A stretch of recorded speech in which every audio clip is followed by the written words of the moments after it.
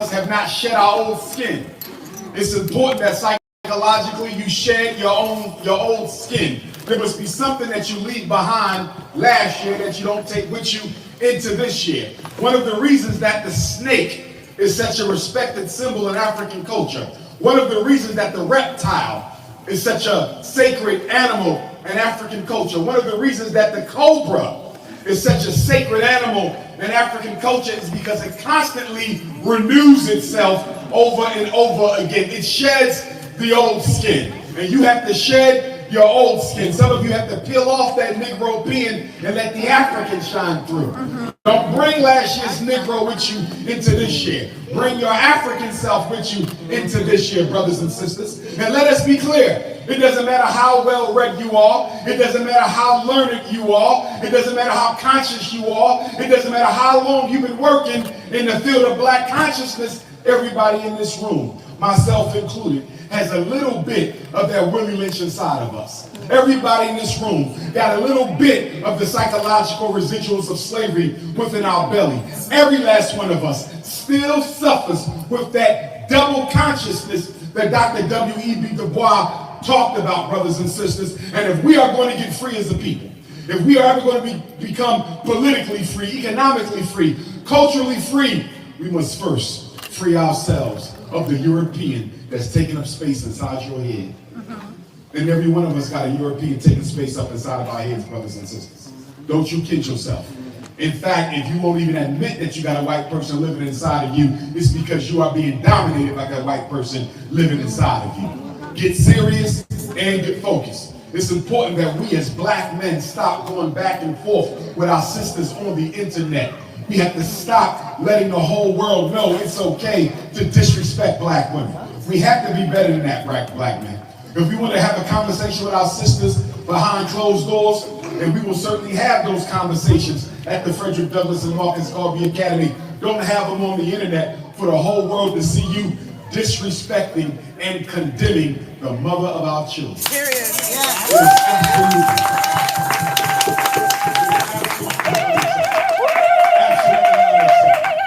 Absolutely unacceptable. This is the first month of 2023, the first month. So I'm going to kindly, respectfully ask that every black man in here today, if you are dating a non-African woman, I do not want you to go into Black History Month with that non-African woman. You got about 13 days to hear this word from the text. All right?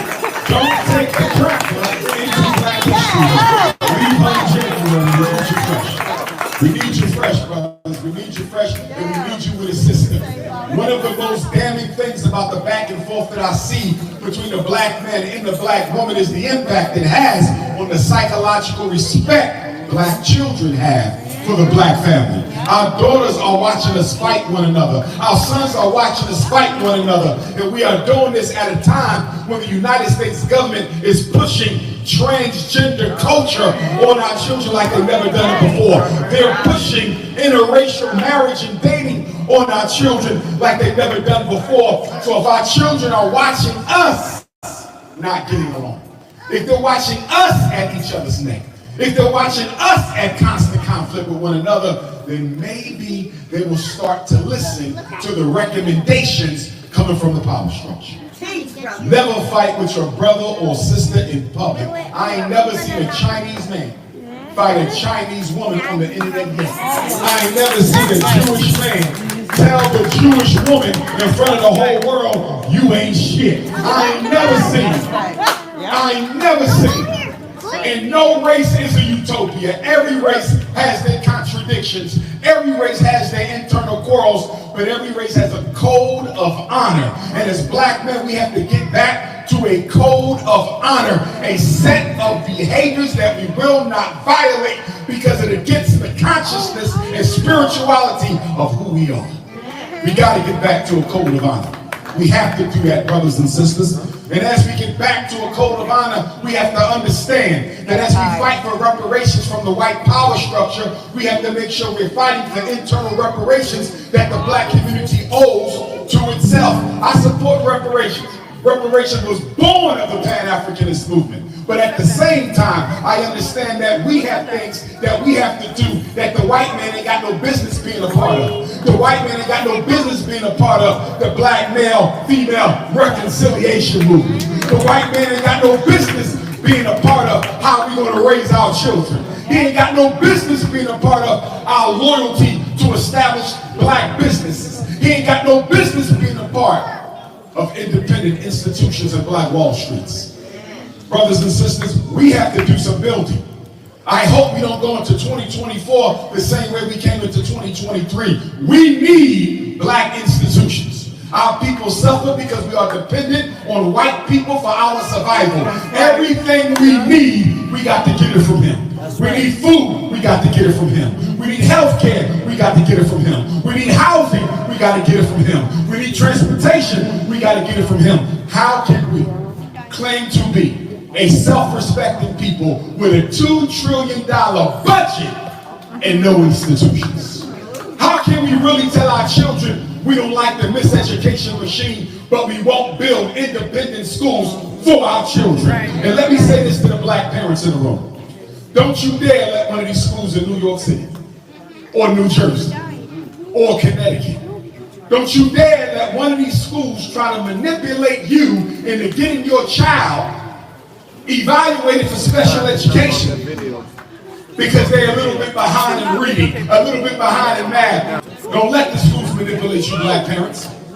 Special education is a hustle. Special education is a racket. Special education is a scam. And since New York City is the biggest community of Africans in this country, special education budget and the special education scam of New York City is the biggest one in the country. That's right. It's the biggest one in the country. And your charter schools can sometimes be worse than the public schools because they over-rely on the special ed money. Sometimes your kid is more likely to be referred for special ed from the charter school than from the public school. Please be careful.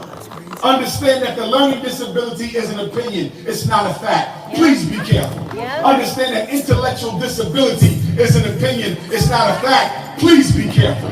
Understand that the emotional disturbance, the ADHD, the conduct disorder, the ODD, these are white people's opinions. They are not scientific, objectively provable facts. Right. So isn't it a shame that you got all these black boys in New York City entering the special ed to prison pipeline in kindergarten, entering the special ed to prison pipeline in first grade, entering the special ed to prison pipeline in the second grade, primarily due to the fact that their mother or father believes in what the white man has to say more than they believe in what their child can do. To limit the potential of a black child based on the opinions and assumptions of a cracker is insane. But we do it every day. But we do it every day. Brothers and sisters, every year that we wait to get active about our survival, every year that we wait to get active about our resurrection as a people, the white man brings in another group of immigrants to further push you down the social ladder. I was reading an article the other day. It said that the Ukrainians are now eligible for SSI income. The Ukrainians, who are not even citizens of America, can now pull up to the SSI office and get SSI money. They're going to get a check. I think they said a maximum of $940 a month per Ukrainian. They didn't build a single building in this country. They didn't lay a brick, they didn't pick the cotton, they didn't cure the sugar or the tobacco, but they're going to get government funds and they're not even citizens. I heard the Afghani refugees are going to get the same thing. See, one of the reasons that the white man is bringing the Afghanis in and bringing the Ukrainians in is because the white man is losing his numerical majority in this country. His numbers are shrinking. And since the Ukrainians are Europeans, and since Arabs are considered European in America for purpose of the U.S. Census, they figure if we're losing white people, let's just import some by way of Ukraine and Afghanistan. And I also want you to understand that the Asians, the Chinese and the Japanese, They are the new surrogate Europeans in this country. The white man and the Asian are in a collaboration against the African. The brown man and the white man are working together to eliminate the black man. This is why they got the anti-Asian hate laws passed so fast. Because America needs the Asians of America to back them up against the blacks. And this is why all of you young college students and all of you colorblind religious Negroes, you better get off of the multicultural bandwagon before the multicultural bandwagon runs us over. There is no multiculturalism in America. Nobody has ever practiced multiculturalism in this country except black folks. The Asians are here for political economic domination. The Mexicans are here for political economic domination. The European Jews are here for political economic domination. Everybody in America, the East Indian and so forth and so on, they are here to dominate. Nobody comes to share. Black people, get it out of your mind that all people of color are somehow one family. What has the Mexican done for the black community? Nothing. I don't hate the Mexican people. I wish them well, but they've never done nothing for me. I don't hate the Latino people. I wish them well, but they've never done nothing for me. We don't push or practice hate against any group. But none of these groups have ever struggled with black people, but they have all benefited from your struggle. You've given, but you've never received. Get off the multiculturalism bandwagon.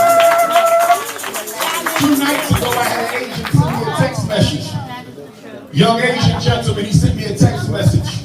He said, Dr. Umar, I support Black Lives Matter. I support freedom for black people. I support reparations and justice for African people.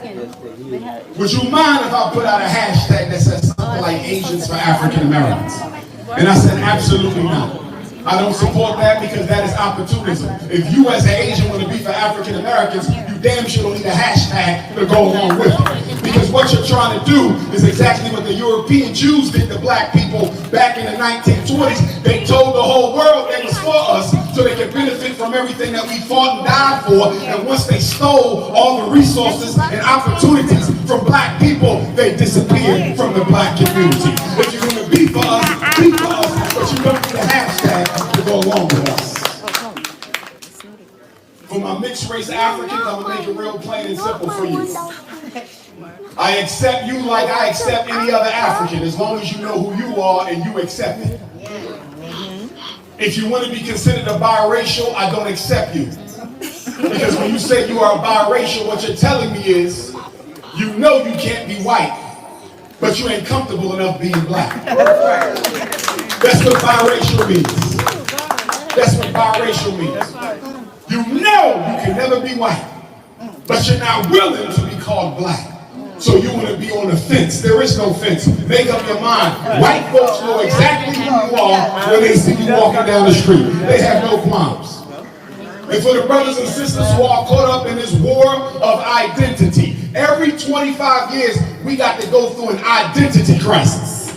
I don't know what it is about black folks in America. Well, I do know what it is. It's post-traumatic slavery disease. But every 25 years we got to go through an identity crisis. So we got Native American Negroes, we got freedmen, we got ABOS, we got FBA, and ain't none of them built a single institution for black people. Listen to me. You don't suffer for what you call yourself. We can change our name all day. We can all become Moors tomorrow. We can all become Pan-Africanists tomorrow. We can all become Hebrews tomorrow. We can all become FBA tomorrow. But guess what? The treatment you receive from the white man will not change. It is not because of your name. It is because of your condition. Conditions dictate how you get treated. So we can keep on playing this name game all you want. Political scrabble in the black community. Well, I was here before slavery.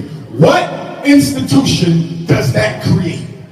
What problem did that solve? As I've said so many times before, I'm not going to argue with you over who you want to be. All self-hating people love to disidentify from who they really are.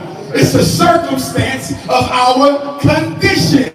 But the minute black people get their act together, the minute we are captains of our own fate, The minutes we are in control of our own politics and economy, every freedman, FBA, ADOS, Latino, and everybody else hiding under other non-African names will gladly proclaim that they are happy to be African. It's all a result of conditions.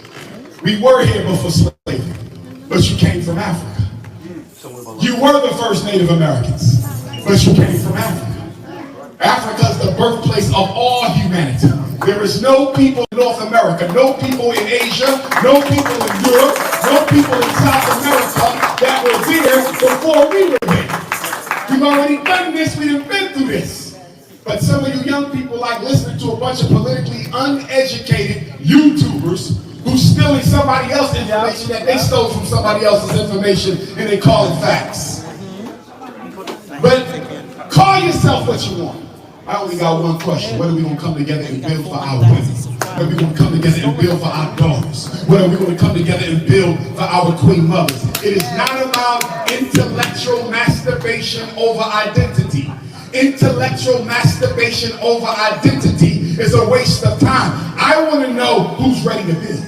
Because I can build with Nation of Islam. I can build with a Hebrew. I can build with a Nawapian. I can build with a God in earth. I can build with a Bible-toting Christian in the Quran-toting Muslim as long as they're ready to build. In fact, I can probably build better with them.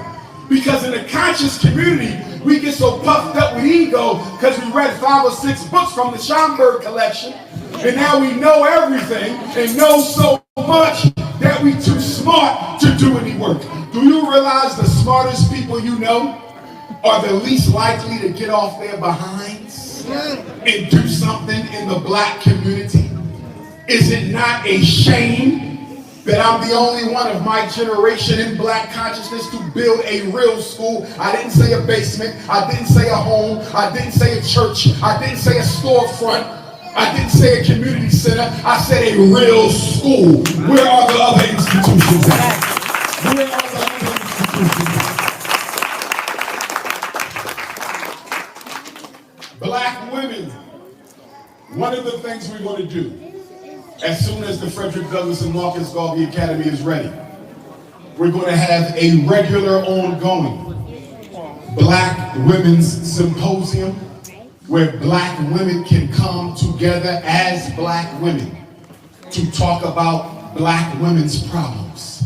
Because I have a big problem with the fact that the leading group that is taking their own life in America right now are our 14 to 17-year-old daughters. Black girls 14 to 17 lead America in suicide. You know why? They don't have women they can talk to. They have emotional conflict issues with their mother. Father may not be there. They may have been the victims of molestation, pedophilia, incest unaddressed. Many of them got anxiety and post-traumatic stress disorder issues as a result of sexual abuse and exploitation. Black girls need black women, and we have to create the context whereby the sisters can help the girls. One of the reasons black children, male or female, have issues respecting us as their elders is because we force them to make a living on their own with no support as children. When a teenage girl has a baby and has to sell her body to feed her baby, you can't go back and say, sit down and listen to me, I'm your elder. Because her question is going to be, if you are my elder, where was you when I had to sell my baby to get sell my body to get my baby milk and pennies? If you were my elder, where were you when I was getting pregnant and you should have stopped me? See, we as adults are the parents of all black children in our community.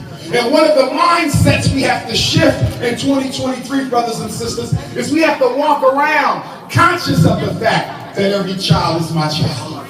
Until everybody in New York City sees every black child in New York City as your own child, we don't win.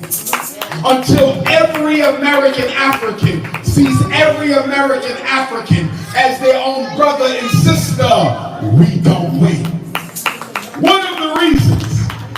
so difficult for American Africans to activate God consciousness?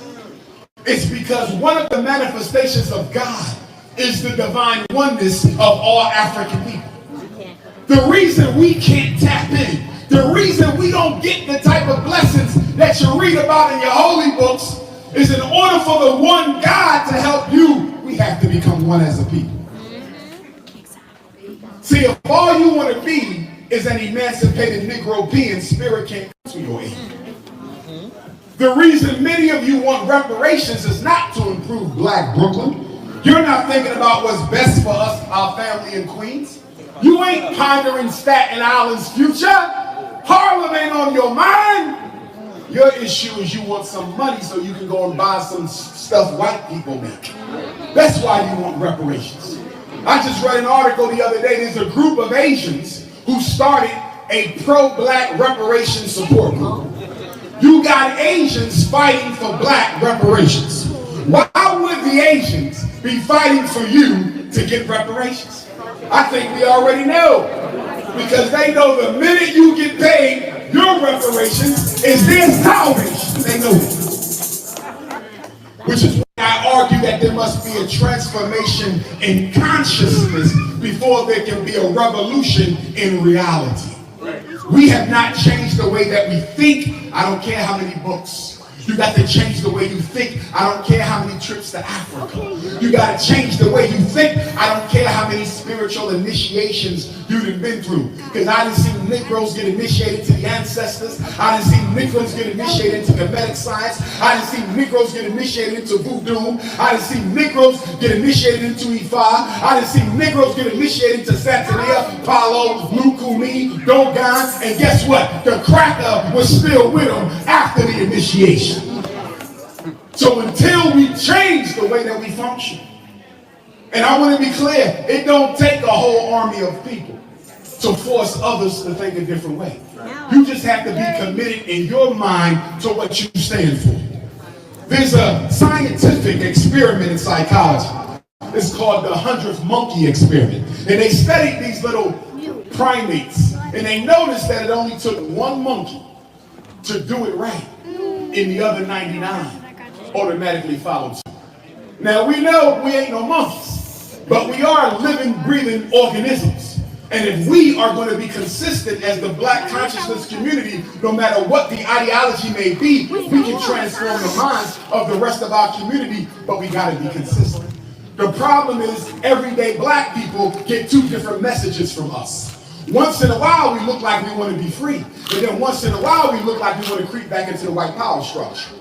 See, we keep on flip-flopping. You conscious on the weekend, but you Negro-Pean during the week.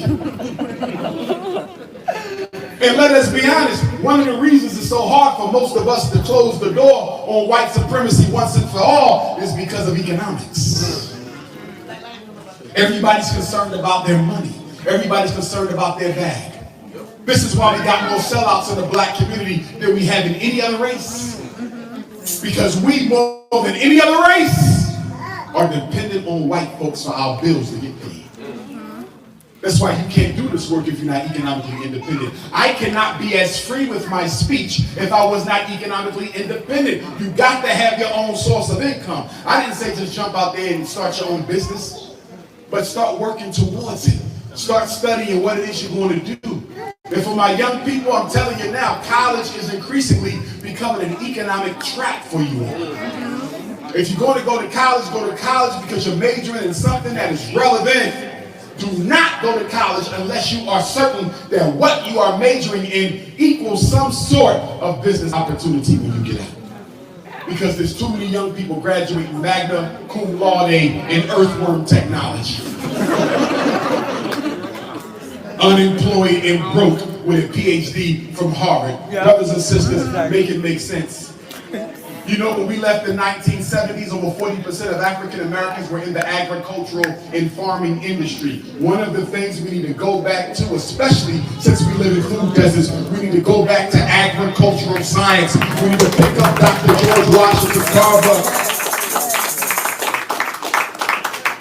You want a business idea? Learn how to grow your own food and go around Black America starting community gardens. You'll make all the money you want to make. We got to get back to agriculture, brothers and sisters. One of the things we're doing at FDMG is we're looking into farmland right now for our agricultural curriculum for our boys and ultimately for our girls. And I want to say thank you to New York City. Thank you to New York City for standing by me these past 9 years, because it has not been easy. It has been one hell of a roller coaster trying to get that elementary school done. We were sabotaged by blacks, whites, you name it, undercut, undermined, GoFundMe shut down by your YouTube struggle streamers, IRS audit, CIA, FBI, Attorney General, Mayor of this city, Mayor of that city, Governor of Pennsylvania, Governor of Delaware. Every weapon that they could throw at us to stop this school, and most of it was black folks. Yet none shall prosper. Most of it was black folks. They threw weapons. And just yesterday, I got a prank pulled on me. I was talking to a brother on the phone. He said he was a roofer. I said, okay. He said, I want to come look at that leak you got. I can fix it. I'm a licensed roofer.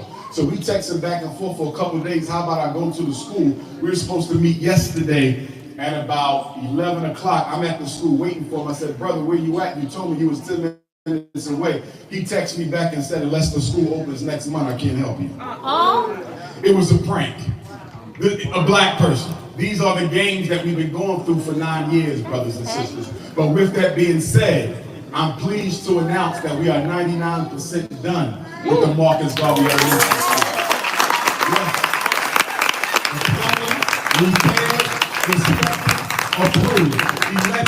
Repaired, inspected, approved. Sprinklers repaired, inspected, approved. Alarm system repaired, inspected, approved. Fire system repaired, inspected, approved. So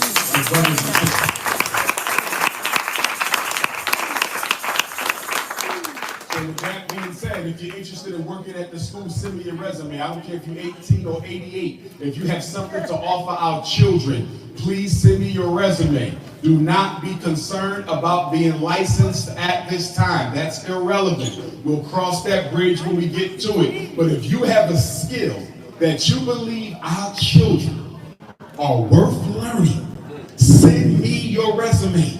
Some of you sisters know how to sew clothes. Dr. Umar, I want to come down. I'm retired, but once a weekend, I'm going to come down and teach them how to make their own clothes. Some of you know how to go fishing.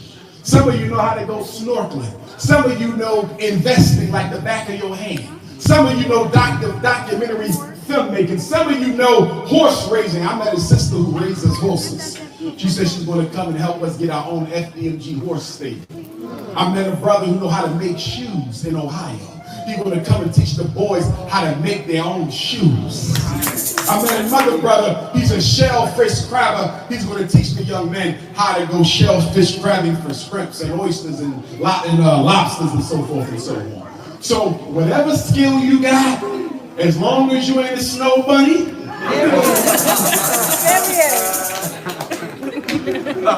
consider sending a resume. You can be a volunteer, you can be an employee. And for my elders, I'm going to have a special conference for those over the age of 60 to come to the school to pour your wisdom into our project. What I mean by that is I want the elders' vision and the elders' wisdom to be brought forth so I can include it as necessary in the FDMG design. So you might be a retired teacher. What did you never see in schools that we need to have in ours? You might be a retired language teacher. What languages do you think are best suited for our children to learn? You might be a retired dry cleaners owner. Can you come and teach our people, our boys, the art of dry cleaning, which was invented by black people in the first place? We're going to have home economics. I need a kitchen staff who's going to be able to do raw and vegan food, because we're going to be 90% raw and vegan. Maybe that is you. I need sisters who can do natural hair, because when we open up the Girls Academy, I need our girls to have natural hair, because they cannot come to the school if they're not happy to be nappy. And you cannot work at the school if you're not happy. So please send me your resume. say the email address has not changed, but I want to say this. If you have not donated to the school, your application will not be considered. How dare you look for a job from a school you ain't get 1 penny to in 9 years? You will not be considered for a job if you did not donate these 9 years to the Frederick Douglass and Marcus Garvey Academy, brothers and sisters. If you are one of my haters and detractors, don't bother, because you're already in the book of Negroes, you just don't know it yet. Okay? I want serious people for serious work. But in addition to the Frederick Douglass Marcus Garvey Academy, we plan on having 8 bus stops, brothers and sisters. We're going to have a bus stop in Camden, New Jersey, a bus stop in Trenton, New Jersey, a bus stop in Baltimore, Maryland, a bus stop in Eastern